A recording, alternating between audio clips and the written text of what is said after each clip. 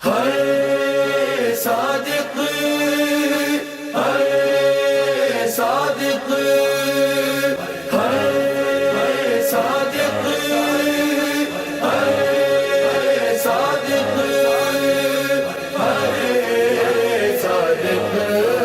اعوذ باللہ من الشیطان الرجیم بسم اللہ الرحمن الرحیم رب اشرح لی صدری ویسر لی امری واحلل عقدۃ من لسانی یفقہوا قولی الحمد لأہلہ والصلاة علی اہلہا۔ عزیزان گرامی، چھٹے امام جعفر صادق علیہ السلام کی شہادت کی تاریخ ہے، اور اس حوالے سے میں امام زمانہ کی خدمت میں اور قوم کی خدمت میں تعزیت پیش کرتا ہوں۔ عزیزان گرامی، چھٹے امام کی جو ولادت ہے وہ 83 ہجری میں ہوئی ہے، وہ مشہور معروف تاریخ ہے 17 ربیع الاول، اور شہادت جو ہے وہ 148 ہجری میں، یعنی 65 ایئرس کا یہ وقت بنتا ہے، 65 سال۔ اور کہتے ہیں کہ تمام ائمہ میں، امام زمانہ کے علاوہ تمام ائمہ، تمام معصومین میں، 14 معصومین میں سب سے زیادہ عمر جو ہے وہ چھٹے امام کی تھی۔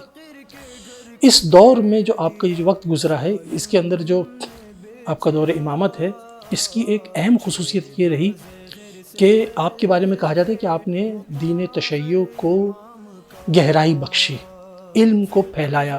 تو آپ کو یہ موقع کیوں ملا؟ آپ کو یہ موقع اس لیے ملا کہ ایک طرف سے جو ہے وہ بنو امیہ کی حکومت ختم ہو رہی تھی، دوسری طرف سے بنو عباس کی حکومت آ رہی تھی۔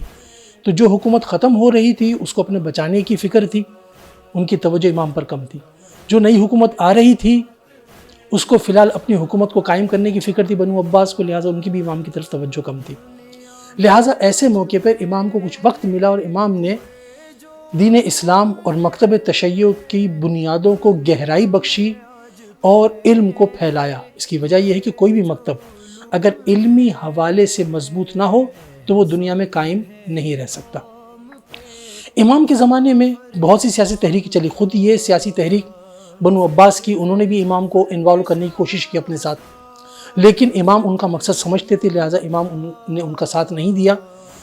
مومنین کو چاہیے کہ اس کے بارے میں معلومات حاصل کریں، اس کی تفصیل پڑھیں کہ جب ایک حکومت آ رہی ہے، خلافت کامیاب ہونے والی ہے، وہ امام کو دعوت دے رہے ہیں لیکن امام پھر بھی اس میں شرکت نہیں کر رہے، تو اس کی وجہ کیا ہے؟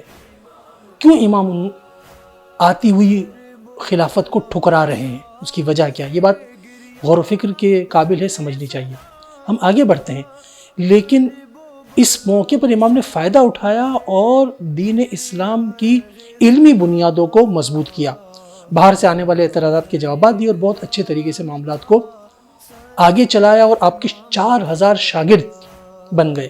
4000 شاگردوں کا مطلب یہ ہے کہ اب یہ آپ کا علم 4000 افراد کے ذریعے سے مزید آگے بڑھ رہا ہے، حتیٰ کہ اہل سنت کے جو 4 مشہور امام ہیں وہ بھی ایک طرح سے آپ ہی کے شاگرد ہیں۔ تو امام جعفر صادق علیہ السلام اس طرح سے دیکھا جائے تو نہ صرف مکتب تشیع کے علم کی بنیاد رکھ رہے ہیں، بلکہ اہل تسنن کے اندر بھی جو ان کے ائمہ ہیں وہ سب بھی ایک اعتبار سے چھٹے امام ہی کے شاگرد بنتے ہیں۔